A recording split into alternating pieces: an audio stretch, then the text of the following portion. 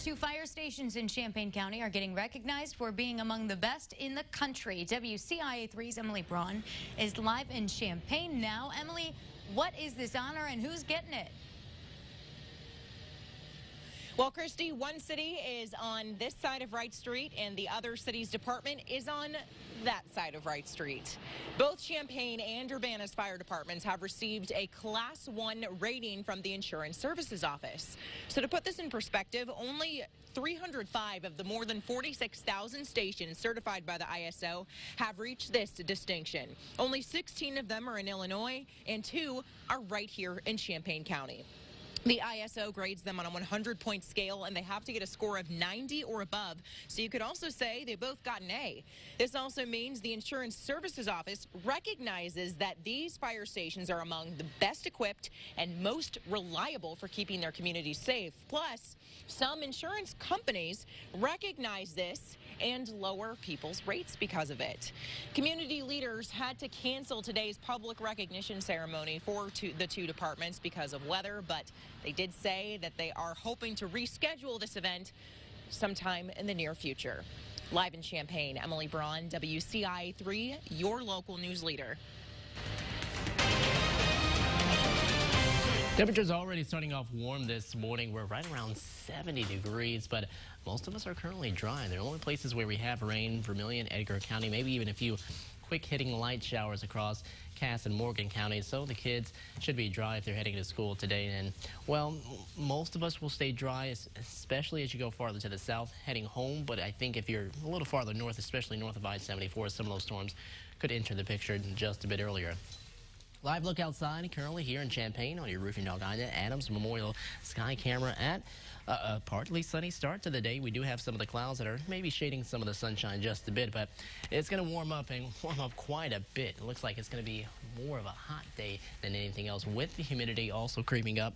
Rain, not too much a factor for us this morning. You can see a few light showers out there, but really the more organized band of showers and storms coming in throughout the afternoon and heading on into the evening. You can see that starts to develop around 4 to 5 p.m. this afternoon. That will continue to sink its way southward, and we'll see more of those showers and storms to come on into the earlier part of tonight, with more of them to come possibly even into the next few days. Although it looks like the chances are definitely smaller, especially for Thursday and Friday. We'll show you how the chances of rain will last through the weekend, but how temperatures will also steadily decline heading into early next work week. Coming up in your 7-day forecast in just about 5 minutes. Christy? Thanks, Adam. We have new details on a sexual assault case in Douglas County. We told you a 16-year-old was charged with sexually assaulting a 3-year-old. David Culp is now being charged as an adult. A week before, Rebecca Higgs and Shelby Slankard were charged with sexually abusing a 16-year-old. Those arrests came while police were investigating the assault of the toddler. Culp, Higgs, and Slankard are set to be in court today. Police now say there could be more arrests coming. That would involve the case of the sexual abuse of the 16-year-old. Police say no one else will be arrested for assaulting the toddler. Jury selection for the Brent Christensen trial continues in Peoria. 24 people were chosen yesterday. That makes 37 people in the pool of potential jurors. Some questions were not asked in open court. Death penalty questions for the afternoon group were saved for private interviews. Christensen faces the death penalty if found guilty of kidnapping resulting in death. He's accused of kidnapping and killing Ying Zheng nearly 2 years ago. Jury selection continues until 70 people are in the pool. The goal is to be done by Friday. New this morning, a Windsor man will spend 2 years in prison after a high-speed chase through Mattoon. Brenton Gossard was charged with running away from police on October 31st. Our partners at the Journal-Gazette report the chase began after police tried to stop him because he was wanted for stealing a car. The chase went through parts of Mattoon and also several farm fields before police stopped him by pinning his car against a tree. He pleaded guilty to running away from police, but the stolen vehicle charge was dismissed. 2 people are okay after their house caught fire. It happened in Champaign on Foxwell Court, right off of North 4th Street. There was also a dog inside the home who got out okay. Investigators say the fire started in the garage. They are still working to find out exactly what started it.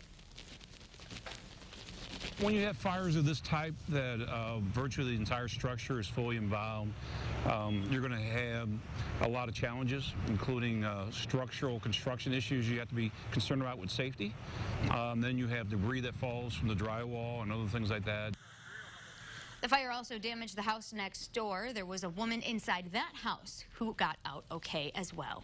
New this morning, Governor Pritzker has activated an additional 200 Illinois National Guard members for state active duty. They plan to help with the state's active flood fight along the Illinois and Mississippi rivers.